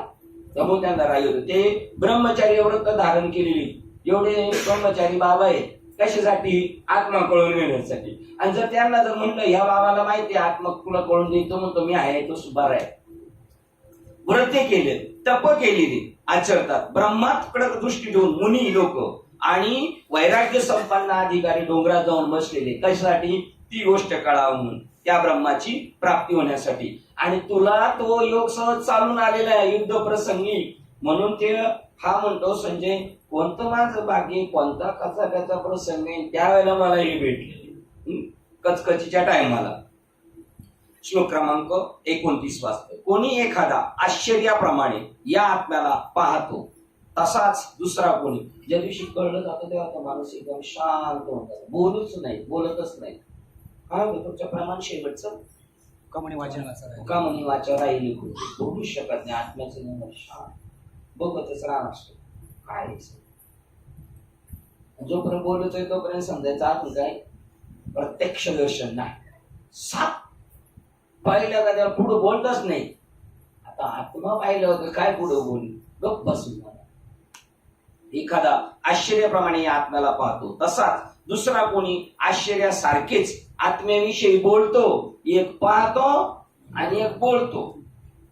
आणि अन्य कोणी याला आश्चर्याप्रमाणेच ऐकतो आणि कोणी तर याचे श्रवण करूनही जाणत नाहीच. बघा, आणि कोणी तर याचे श्रवण करूनही जाणत नाही. आश्चर्याने पाहतो, ऐकतो, पण जाणत नाही.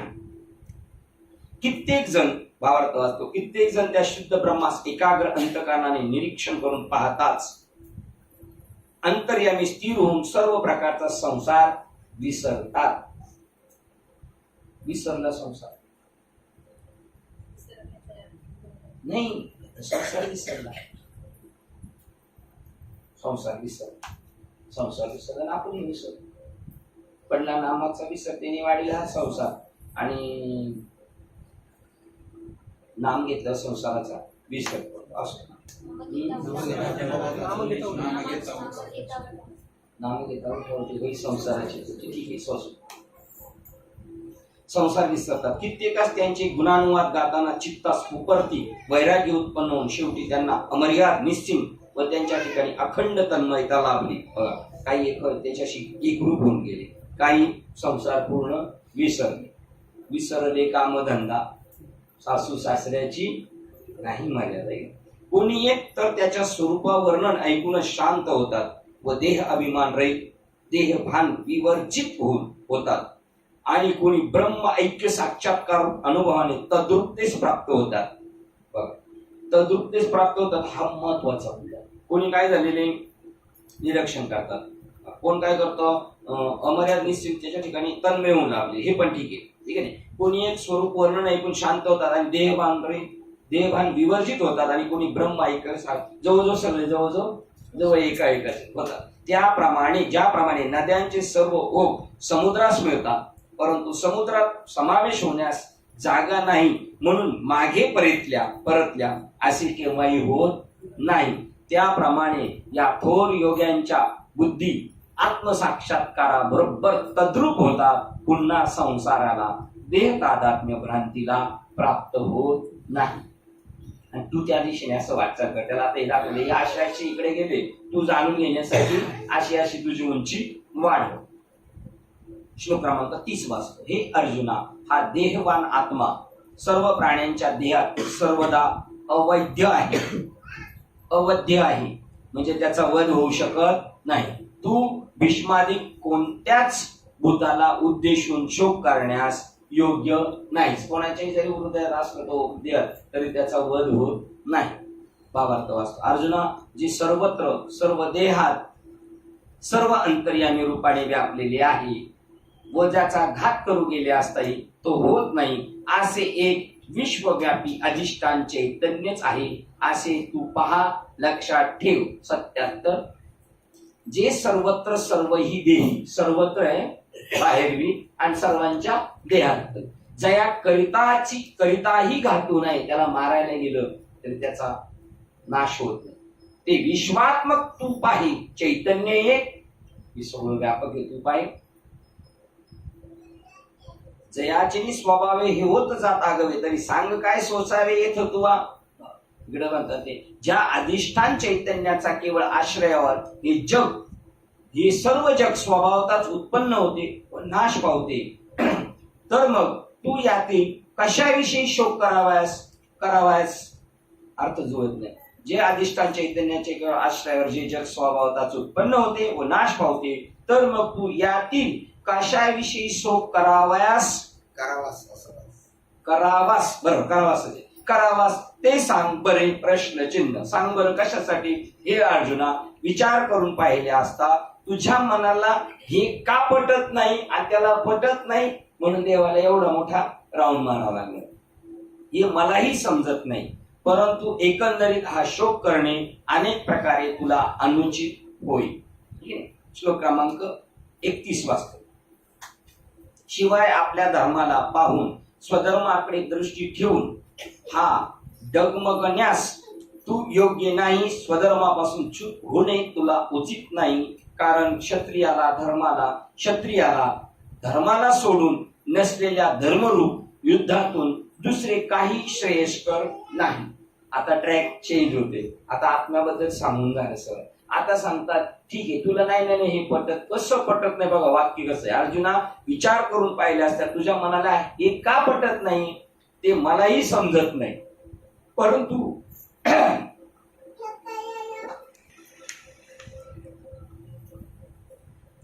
हे मलाही समजत नाही, परंतु एकंदरीत हा शोक करणे अनेक प्रकारे तुला अनुचित आहे. मग आता मी तुला दुसऱ्या प्रकाराने समजून सांगण्याचा प्रयत्न करतो. क्षत्रिय धर्म जो तुझा आहे ते तू कर. ते केल्याने सुद्धा तुझं फायदाचे नुकसान नाही. अरे बेड्या, अजून तू का विचार करीत नाहीस. तू हे मनात काय घेऊन बसला आहेस. बघ किती संबंध त्यांच्या जवळचे असते. तुम्ही कीर्तनाला गेले, अरे बेड्यांनो तुम्ही माळ का घालत नाही. तू शाळा फक्त सांगायला शिल्लक राहिला होता. किती संबंध जवळचा जोडलेला आहे. अरे बेड्या म्हणत असताना उद्गारवाचक म्हणजे किती प्रेमापोटे. अरे बेड्या म्हणजेच काय. अरे शहाण्या. आता आपण जरी म्हणले अरे शहाण्यांनो तरी ते म्हणतील तू मुद्दामच बोलला. अरे बेड्या, अजून तू का विचार करीत नाहीस. हे तू मनात काय उत्पन्न घेऊन हे मनात काय घेऊन बसला आहेस. अरे ज्या स्वधर्मचरणाने मनुष्य करतो त्याला तू अगदीच विसरला आहेस. आता देवाने लगेच ट्रॅक चेंज केलाय. आता डायरेक्ट तू माणूस आहे ना. माणसात तुला कोणत्या कुळाच्या दिलाय. क्षत्रियांमध्ये आलं. मग क्षत्रियांचं काय काम आहे. युद्ध करणे, लढाई करणे. उलट लढाई बरेच दिवस झाले नाही तर ते म्हणतात असं काहीतरी व्हायलाच पाहिजे. तसं आहे तुला चालून आला योग चांगला.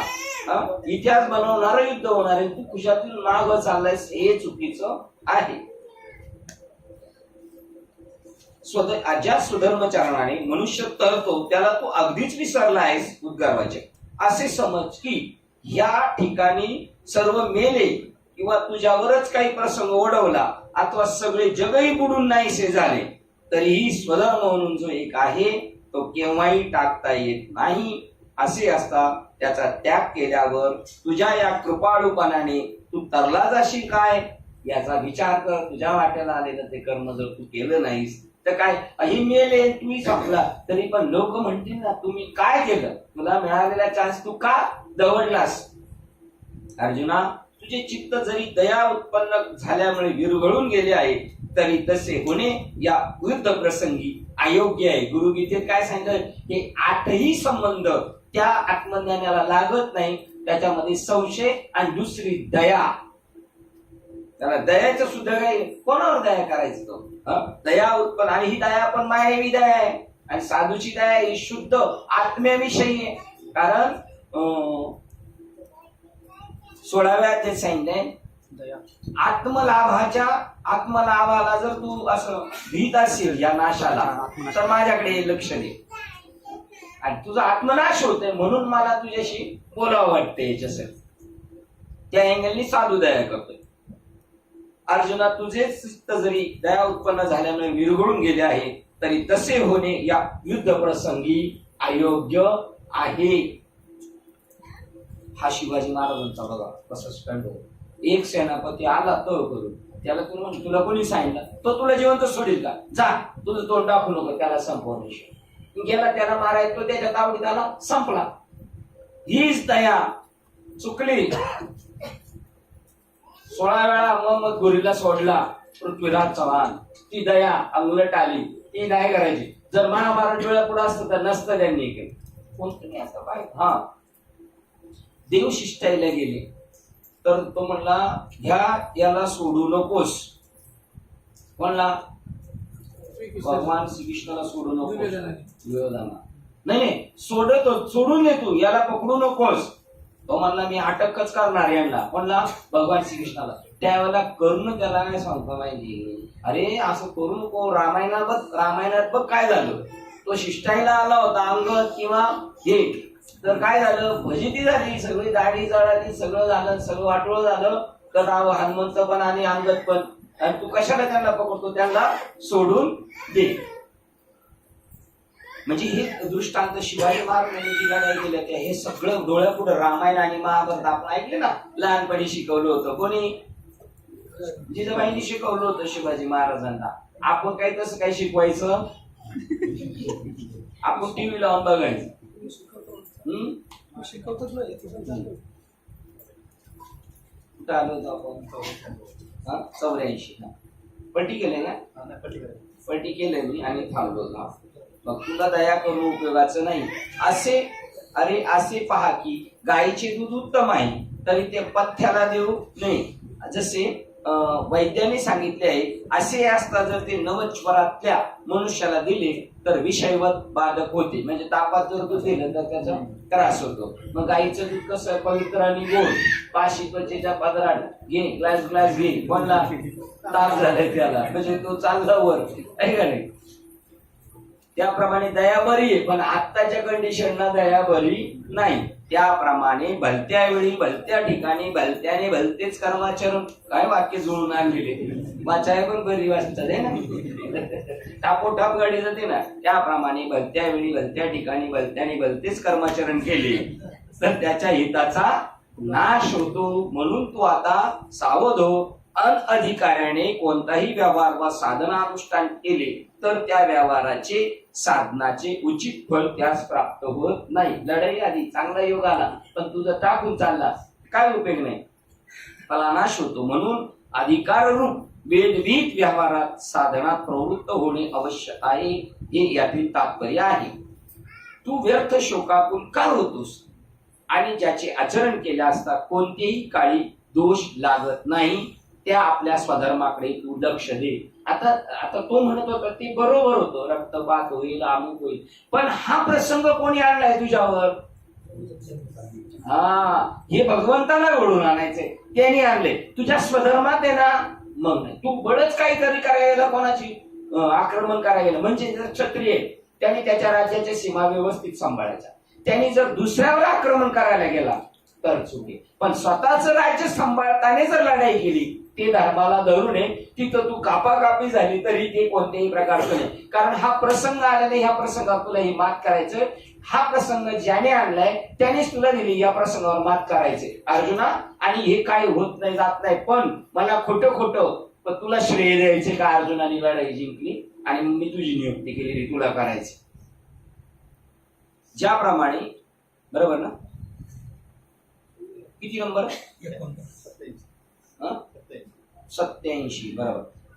ज्याप्रमाणे सरळ मार्गाने बघा, ज्याप्रमाणे सरळ मार्गाने चालले असता जसा कधी अपाय पोहोचत नाही किंवा दिव्याच्या उजेडाने साह्याने चालले असता अडखळत नाही, तसं तुमच्या वाट्याला आम्ही कर्म म्हणजे दिवा आहे, तुम्हाला तो घेऊन चालले, आपल्याला कळत नाही असा देव घेऊन जातो आपल्याला बरोबर वाटेल.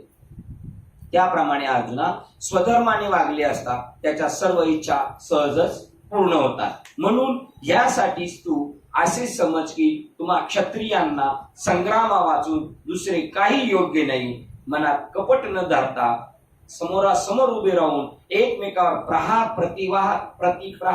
प्रहार करून युद्ध करावे हे असो. तुला प्रत्यक्ष माहीतच आहे त्या गोष्टीविषयी आणखी काय सांगावे. 89. पण बघा आता याच्यामध्ये मनात कपट न धरता, हे वाचलं होतं का? मनात कपट न धरता समोरासमोर उभे राहून एकमेकावर प्रतिप्रहार करून युद्ध करावे हे असो. प्रत्यक्ष तुला माहित आहे त्या गोष्टीविषयी आणखी काय सांगावे. पण लढाई करायची कशी? कपट न ठेवता निष्कपट व्हावी. आणि अजून एक वाक्य त्याच्यामध्ये काय? उसण्या काही घेऊन जावी. हे एक वाक्य त्याच्यात टाकले त्यांनी, फक्त निष्कपट मनात कपट न धरता समोरासमोर उभे राहावे. पण एक डावलले ते लय महत्वाचे. निष्कपटपणे कितीतरी लढाई करतात पण उसण्या काही झुंजावे हे वाक्य लय महत्वाचे. हे राहून गेले ते. निष्कपट मनात कपट न धरता समोरासमोर उभे राहून एकमेकाला प्रतिहार करून युद्ध करावे हे असो. प्रत्यक्ष तुला माहीतच आहे या गोष्टीविषयी आणखी काही सांगावं नको. म्हणजे याच्यात ते वाक्य राहिलं ना, तो शब्द राहिला ना, उसना. म्हणजे खोट लढाई कर, हे लय महत्वाचं वाक्य आहे. ही लढाई खरी आहे का खोटी आहे? लढाई खोटी आहे का खरी आहे? खोटी आहे. बरोबर. आणि आपल्या चालल्यात त्या कशा आहेत? हे बाबाच म्हणतात ते तसं नाही, त्यावेळेला तसंच करायचं, खोटच करायचं. पण खोटं करताना समोरच्याला काय वाटलं पाहिजे? खरं वाटलं पाहिजे. नाही तर तो म्हणून मला बसवतो काय तू, तसे हिले वाक्य एक थोडीशी बाजूला गेली, एक मक्खीच बाजूला गेली त्याच्यात.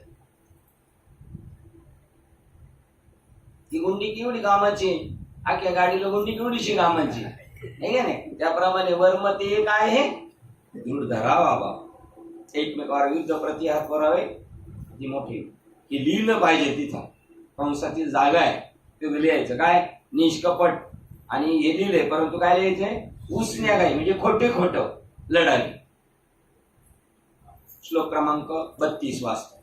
आणि हे अर्जुना, नशिबाने प्राप्त झालेले उघडलेले स्वर्गाचे दारच अशा प्रकारचे हे युद्ध मोठ्या भाग्यशाली क्षत्रियांना प्राप्त होते. ही लढाई कोणाच्या वाट्याला येत नाही. क्षत्रियांना युद्ध हो हे लय महत्वाचं आहे. आणि ते जर समोरासमोर आलं, तू जर टाकून चालला तर उपयोग नाही. तू आहे त्या स्टेपच्या वरती जाऊ शकतो. ते युद्ध केलं, इथं मारलास तर स्वर्गाला जाशील, जगला तर चक्रवर्ती सम्राट होशील. भावार्थ वाचतो. अर्जुना, सांप्रतचे हे युद्ध म्हणजे तुमचे पूर्वजन्मीचे भाग्यच समज. तुम्हाला जे कर्तृत्व करायला मिळालं ना आपल्याला, ते करायचं. कीर्तन नको नाही म्हणायचं. ज्यांनी करायला पाहिजे ते नको म्हणतो, आणि ज्यांनी नाही केलं पाहिजे ते माग कधी ठेवतो. याचं उलटफाटा कार्यक्रम, त्याला नको म्हणलं पाहिजे. कर चांगल्या गोष्टी केल्याशिवाय राहायचं नाही माणसं. पूर्वजन्मीचे भाग्यच समज. हे सांप्रतचे युद्ध म्हणजे पूर्वजन्मीचे भाग्यच समज. अथवा सर्व धर्माचा ठेवा उघड रूपाने प्रगट झालेला आहे. अजून याच्यामध्ये आता इथून काय झालं? ट्रॅक्शन झालं. एक ज्ञानी मार्गी साधक आहे, आत्मज्ञान, ज्याला संसाराबद्दल इंटरेस्ट नाही आणि पूर्ण वैराग्य निर्माण झालेलं आहे. त्याला बळ जरी ढकललं तरी तो राहत नाही. त्याला डायरेक्ट ज्ञानाचा उपदेश केला इथं भगवती. आणि आता जर तुला नसल ज्ञान पचत तर तुला मी कर्माचा मार्ग सांगून तिकडून तिकडे घेऊन जातो तुला. हा असा ट्रॅक चेंज होते प्रत्येक वेळेला. ते आपल्याच्या लक्षात आलं पाहिजे. आता हे कोणाला सांगितले?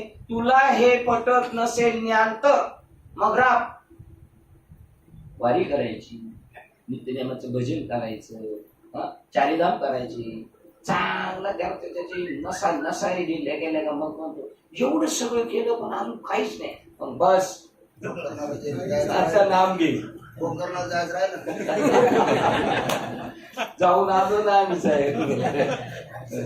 हाय. याला जायचे तुम्ही विसरले काय? नाही ते बी झालं. हा नर्मदा परिक्रमा चांगली आता माझी तुझी ती होणं देणार आहे.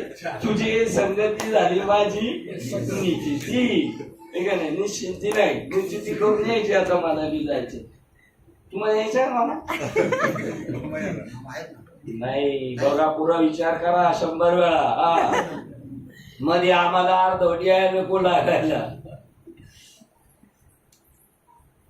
हे तेच चालले आता. मग कर्म मार्गाचा जो अधिकारी आहे त्याला असं फिरून पोरग झोपत नाही ना, झटकन झोपत नाही. झोपत ते गोष्टी लावून त्याला झोपायला लावत. 91 वाचे बघ किती लांबून आरून बाबा अलर्ट येते एकदम. हे श्लोक झाला वाचून? श्लोक झाला वाचून? हा हे सांप्रदायिक उघड रूपाने. अरे याला काय युद्ध म्हणावे प्रगट झालेले आहे. अरे याला काय युद्ध म्हणावे? हा तर तुमचा प्रतापाने मूर्तिमंत स्वर्गस्थ पुढे युद्ध रूपाने उभा केला आहे. हे कर्मचे आलेले ना ते करून पार करायचे. किंवा तुझ्या गुणांचा लौकिक ऐकून तुझवर अतिशय आसक्त झाल्यामुळे ही कीर्तिरूप स्त्रीच उत्कट स्वेच्छेने तुला वरण्यास आलेली आहे. तिला वाटते की विजयी कीर्ती आहे ना ती आता अर्जुनाला माळ घालायला आलेली. अरे असल्या प्रकारचे युद्ध क्षत्रियाला सहज प्राप्त होणारे नव्हे. कारण क्षत्रियाने पुष्कळ पुण्य करावे तेव्हा त्याला हा असला युद्ध प्रसंग प्राप्त होतो. परंतु ज्याप्रमाणे एखाद्याला मार्गाने जाताना इच्छित फळ देणारा चिंतामणी अकस्मात सापडावा किंवा जांभई आल्याबरोबर तोंड पसरले असतात त्यात अकस्मात अमृत येऊन पडावे, त्याप्रमाणे हा युद्ध प्रसंग अनायासे तुम्हाला प्राप्त झाला आहे असे तू समज. बघा सहज युद्ध आलेले तुला. आता श्लोक क्रमांक 33. आता या धर्मरूप विहित संग्रामास जर न करशील, हे शास्त्र विहित युद्धही न करशील तर स्वधर्म व कीर्ती दोघांनाही सोडून या दोघांना मुकून पापाला जोडशील, तुला पाप लागेल. बघा याच्यातूनच पुढे आता कर्मयोग हा अधिकारी दिसत नाही. 10 वेळा सांगून ज्या वेळेला रुजवात होत नाही त्यावेळेला त्याला दुसऱ्या ट्रॅकने येऊन चाललेले आता. आणि अशी लोक जास्त आहेत. आणि तो जर आहे ना त्याला जर कर्मात टाकलं तरी त्याचं मन लागणार नाही. म्हणून त्याला डायरेक्ट बोध करून जाणार आणि यांना इकडून करायचं. आता असला हा संग्राम टाकून नसत्या भलत्याच गोष्टी शोक करीत बसलास तर तू आपणच हानी करून घेतली असे होईल. या रणाच्या ठिकाणी जर तू आज शस्त्र टाकून दिलेस तर पूर्वजांनी जोडून ठेवलेली पुण्यकीर्ती तू स्वतः घालवशील असे होईल. कोणत्या कुळातलं पोरग आहे? साधा मनुष्य का पण डुलायचा पोरगा आणि गेलं ना युद्धातून पळून, असं नको होऊ. इतकेच नव्हे तर तुझ्या असलेल्या कीर्तीचाही नाश होईल. तुझी कीर्ती काय आहे?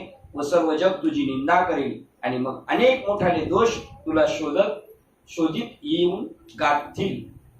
ज्याप्रमाणे पती विरहित स्त्री सर्वोत्तपरी तिरस्करणीय होते, त्याप्रमाणे स्वधर्मा वाचून स्वधर्म त्यागी जीविताची तशी दशा होते. स्वधर्म टाकला तर काही काम धंदा नाही, असं तरी वेगळे फिरते, स्वतःच्या हातातलं कर्म टाकून दिलं.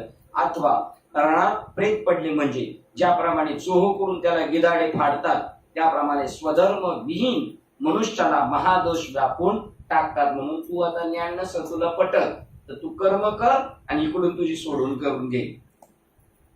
श्लोक क्रमांक 34. सर्व लोक तुझी अक्षय कीर्तीही सांगतील आणि एखाद्या संभावित मान्य पुरुषाची अपकीर्ती मरणाहूनही अधिकच आहे. तू कीर्तिवान आहेस पण सगळी लोक तुझी काय करतील? अपकीर्ती सांगत बसतील. आणि तू कीर्तिवान आहे, कीर्तिवानाला अपकीर्ती म्हणजे मरण प्राय त्याला ते दुःख आहे. भावार्थ वाचते. एवढ्याच करता जर तू प्रस्तुत प्राप्त झालेल्या आपल्या धर्माचा त्याग करशील तर तुला पाप लागेल आणि कल्पांतापर्यंतही अपकीर्तीचा डाग नाहीसा होणार नाही. आता धर्म कोणता सांगतात? तुमच्या वाट्याला आलेलं कर्म त्याचं नाव धर्म झालेलं आहे. जोपर्यंत अपकीर्ती झाली नाही तोपर्यंतच व्यवहाराज्ञ सज्जनाने जगावे असे असता. तू सांग की आता आता या संग्रामातून कसे परत फिरावे, या संग्रामातून तू मत्सर रहित होऊन दयायुक्त अंतकरणाने माघारा फिरशील खरा. तुला दया झाली, परत काय झालं, मत्सर राहिला नाही त्यांच्याविषयी राग म्हणून, परंतु समोरची पार्टी तसं समजणार नाही. परंतु या सर्वांना ती गोष्ट वा तुझी स्थिती ही मुळीच पटणार. आपण चालला म्हणा, हे कौरवा तुला चोहूक, हे कौरव तुला चोहूकडून चारू बाजूने घेरतील व तुझवर बाणांचा मारा करतील पार्था. मग त्या प्रसंगी तुझ्या कणवाळूपणाने काही तुझी सुटका होणार नाही. झाली का पृथ्वीराजची? नाही झाली. नाही, इतके करूनही जर कदाचित मोठ्या कष्टाने त्या प्राण संकटातून तुझी कशी तरी सुटका झाली, तरी ते तसे जगणे मरणापेक्षा वाईटच आहे. पाठ टाकून पळून गेला, पाठ टाकून पळून गेला. नाही. श्लोक क्रमांक 35 वाचतो. दुर्योधनाधिक वीर तुला रणातून भयाने परतला असे समजतील, आणि ज्यांना तू पूर्वी बहुमत मोठा शूर योद्धा खरा क्षत्रिय म्हणून अतिशय मान्य झाला होतास, त्यात भीष्माधिकास तसा मान्य होऊन लघुत्वास हलकेपणा साक्षात तिरस्कार पात्र होशील. तू एवढा मोठा, या सगळ्यांनी तुला मान्यता प्राप्त केला होता, पण ते सुद्धा म्हणते अर्जुनाचं काही खरं नाही. आणखी या गोष्टीचा तू विचार करीत नाहीस. तू या ठिकाणी मोठ्या उत्सुकतेने लढण्यासाठी आलास आणि दया उत्पन्न झाल्यामुळे आता माघारा परत जाण्यास फिरलास. तर तू तसा सांग बरे, तर तूच मला सांग बरे की तुझे ते दयाळूपण हे तुझे दुर्जन वैरी जे कौरव त्यांच्या मनाला खरे वाटेल का? हा आमच्यावर प्रेम करतोय आणि दया करून सोडून देतोय आणि हा चाललाय असं नाही वाटणार. हे म्हणतील गेला रे गेला, अर्जुन आम्हाला भिवून पळून गेला. अरे हा श्लोक वाचायचा राहिला काय? तुझ्या सामर्थ्यास निंदणारे तुझे शत्रू अनेक अवाच्य शब्द बोलतील, त्याहून अधिक दुःख कर काय बरे? प्रश्नचिन्ह. हे म्हणतील गेला रे गेला, उद्गारवाचक, अर्जुन आम्हाला भिवून पळून गेला. अरे असा हा तुझ्यावर लोकापवाद राहिला तर तो चांगला का? प्रश्नचिन्ह. सांग अर्जुना. वाटते ते अनेक कष्ट करून प्रसंगी आपले प्राणही खर्ची घालतात, पण या लोकी कीर्तीचे संपादन करून वाढवितात. ती अनुपमेय व निष्प्रतिबंध कीर्ती तुला सायास न करता पूर्ती लाभली आहे. हे तुला आकाश जशी अद्वितीय आहे तशी ही अमर्याद व उपमारहित कीर्ती तुझ्या ठिकाणी आहे व तुझे गुणही उत्तम आहेत, अशी तिन्ही लोकात ख्याती आहे. देशोदेशांतरीचे राजे रजवाडे स्तुती पाठक होऊन तुझीच गुणकीर्ती गातात. ती ऐकून यम देखील तुला भीतात. असा त्या तुझ्या कीर्तीचा महिमा गंगेच्या पाण्याप्रमाणे निर्मल व गहन आहे, आणि तो पाहून व ऐकून जगातील मोठ्या मोठ्या योद्ध्यांना कीर्ती संपादन करण्याचा तो एक मार्ग झाला आहे. असा तुझा अपूर्व शौर्याचा महिमा ऐकून हे सर्व कौरव आपल्या जीविताची आशा सोडून प्राणावर उदार झाले आहेत. बघा 13 नंबर श्लोकाची 13 नंबरच्या ओळीचा जास्त उल्लेख नाही झाला. असा त्या तुझ्या कीर्तीचा महिमा गंगेच्या पाण्याप्रमाणे निर्मल व गहन आहे, आणि तो पाहून ऐकून जगातील मोठमोठ्या योद्ध्यांनी कीर्ती संपादन करण्याचा तो एक मार्ग झाला आहे. काय आता याच्याशी लढाई करून हारला तरी चालेल, पण माझी कीर्ती होईल असे योद्धे आले. बघा कसं सुप्त वाक्य निघून चाललेले.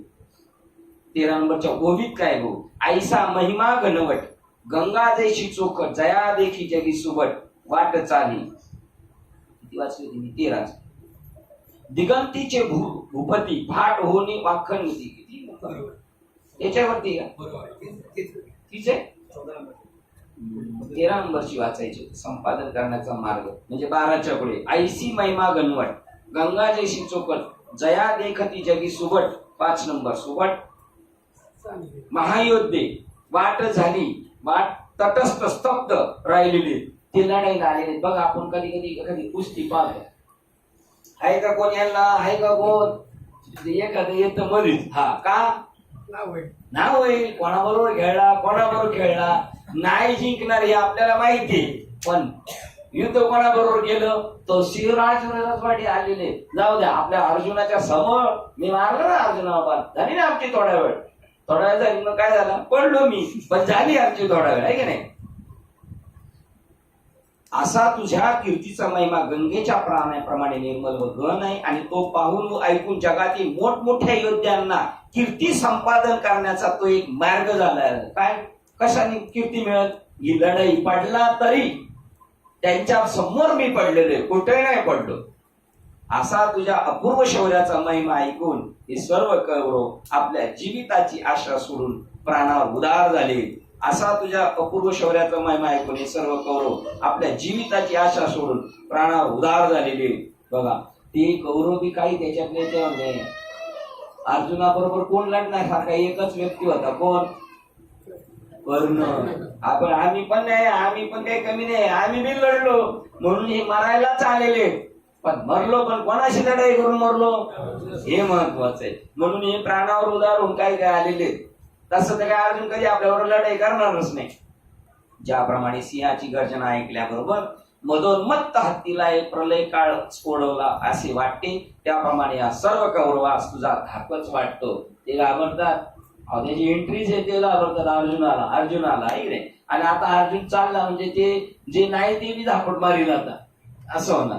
ज्याप्रमाणे पर्वत वज्राला किंवा सर्प गरुडाला भयप्रद समजतात, पर्वत वज्राला किंवा सर्प गरुडाला भयप्रद समजतात, त्याप्रमाणे हे कौरव तुला नेहमी मानतात. तेव्हा आत्ताच तू युद्ध न करताच जर माघारी फिरशील तर ही तुझी थोरवी महती नाहीशी होईल व मग तुझ्या अंगी हीनत्व प्राप्त होईल. बरे, पळून जाऊ लागलास तर हे तुला जाऊ देणार नाही, तुला धरून आणतील, तुझी फजिती करतील. तू ऐकत असता तुझ्या तोंडावर तुझी अतिशय निंदा करतील व ते मर्मभेदक शब्द ऐकून मग अंतःकरण विदीर्ण होण्यापेक्षा आता शौर्याने काय युद्ध करू नये. जर यांना तू जिंकलेस तर पृथ्वीचे राज्य भोगशील. मगाची एक स्थिती होती, बोलणं ही परमार्थिक सत्तेवर बोलणं चाललं होतं, आणि आता कोणत्या सत्तेतून बोलणं चाललंय, व्यावहारिक. असं नाही तर असं नाही तर डॉक्टर कसे पाहतो, औषध ही गोळी देऊन बघू, ती गोळी देऊन बघू, कोणत्या गोळीचा गुण, अशा प्रकाराने हे चाललेलं आहे. आपण थांबतोय बाबा, देवन ट्रॅक कसा चेंज केलेला आहे, अर्जुनाला युद्ध करायला लावायचे, मोक्षाच्या दिशेने न्यायचे, पण असं नाही ऐकलं. असं आता व्यावहारिक सत्तेतून समज चाललेली. पहिली उच्चांक पारमार्थिक सत्तेतलं सांगत होते, ते नाही कळलं का मग असं करावं लागतं.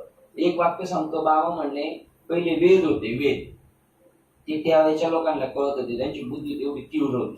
पण मध्ये त्यांच्या बाबा म्हणतात बुद्धीची राळ झाली. तुम्हाला राळ माहिती, ही कोकणात ते घ्या ना, कशी राळ माहिती. राळ म्हणजे आपल्या जुंदरी लोकांनाच आणि आंबेगावलाच कळणार कळले, आहे का नाही. राळ झाली म्हणून मग त्यांनी शास्त्र निर्माण केली. कोणासाठी, ज्यांच्या बुद्धीची राळ झाली त्यांच्यासाठी शास्त्र केली, आणि त्याच्यावर आपण अभ्यास करू हुशार झालो. कोण कोण झाले शास्त्री, त्याच्यानंतर शास्त्र कळाली ज्याला, मग त्याच्यासाठी पुरणपोळ्या केल्या. काय केली, पुराण, ध्रुव बाळाची गोष्ट, प्रल्हादाची, काय मजा आहे नाही. त्याच्यामुळं पुराण सांगायला लागला का, शास्त्रीच्या बुद्धीची अजून काय झाली म्हणून. तशी ही स्टेप बाय स्टेप देव काय करतो, त्याच्या गळी उतरवायचे अध्यात्म ज्ञान. कारण 18 पुराणांच्या पोटी नाही नामाविन गोठी, त्याला ज्ञानच सांगायचे. पण त्याच्या पातळीवर अर्भकाची साठी पंथी हाती धरली पाटी. असो, श्लोक क्रमांक 37 आणि ओवी क्रमांक 119, दुसरा अध्याय 119 क्रमांकाच्या ओळीला थांबतो. झालेली सेवा हृदय सद्गुरू सच्चिदानंद 219 बरोबर असे पाहिजे श्रोते, म्हणजे 100 अजून मार्ग म्हणजे उरकायचंच नाही पुढं. अध्याय दुसरा आणि ओवी क्रमांक 219 ला थांबतो. झालेली सेवा हृदय सद्गुरू सच्चिदानंद श्रीपाद बाबा रामदास बाबा अधिष्ठान श्री ज्ञानेश्वरी संत मालिका तसेच तुम्हा संत वृंदांच्या चरणावर सेवा ठेव. समर्पित करून सेवेला इथे पूर्ण विराम देऊया. श्री ज्ञानदेव तुकाराम पंढरीनाथ भगवान की जय. माऊली ज्ञानेश्वर महाराज की जय. जगद्गुरु संत तुकाराम महाराज की जय. शांती ब्रह्म एकनाथ महाराज की जय. सच्चिदानंद श्रीपाद बाबान की जय. सच्चिदानंद रामदास बाबान की जय. अवधूत चिंतन श्री गुरुदेव दत्त गोपाल कृष्ण भगवान की जय. बोले भाई सब संतन की जय. गणपति बप्पा मोरया. आत्मा विश्वास मगे देवे येणे भाग्यज्ञ तोषावे तोषोनी मज द्यावे बसाय दाने. जय कळांची व्यंकटी सांडो दया सत्कर्मी रती वाढो. भूता परस्परे पडो मैत्र जीवांचे दुरितांचे तिमिर धावो. विश्व सुधर्म सूर्य पाहो जो देवांची तो ते लाभो. ब्राह्मणी जात वर्ष सकळा मंगळी ईश्वर निष्ठांची मांडी आहे. अनवर्त भूमंडळी भेटत भूता चार पदरुचे आरव. चेतना चिंतामणीचे गाव बोलते नव पियुषांचे. चंद्रमेजांजन मार्कंडके कापईन ते सर्वाई सदा सज्जन. सोयरे होतु किंबहुना सर्वसुखी पूर्ण होली त्रिलोकी. बळीद्वारी पुरुषी अखंडित आणि ग्रंथोपजिले विशेष लोकी. दृष्टादृष्ट विजय होवावे एकमणे श्री विश्वेश्वराहो. होई राज बसाहो. येणे वै ज्ञानदेव सुखिया झाला. येणे वै ज्ञानदेव सुखिया झाला. येणे वै ज्ञानदेव सुखिया झाला. हरि ओम शांती.